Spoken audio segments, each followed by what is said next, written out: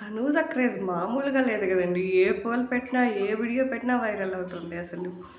తనూజ గారి మీద అంత ప్రేమ ఆడియన్స్‌కి ఏంటో అసలు అర్థం కావట్లేదు. అసలు వైభవం తాండవం అన్నట్టు మొత్తం ఎక్కడ చూసినా ఏ పోల్ పెట్టినా తనూజ, తనూజ, తనూజ. ఎక్కడ పెట్టినా తనూజకే ఓట్స్ వస్తున్నాయి.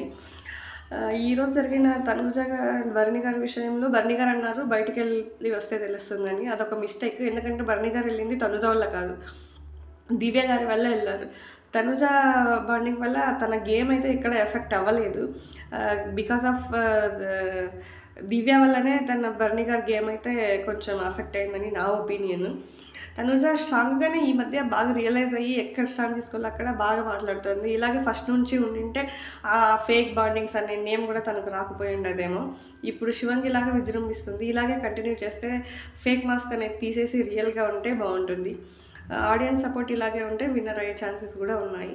తనుజ సపోర్ట్ రాకపోతే ఫీల్ అవ్వకు.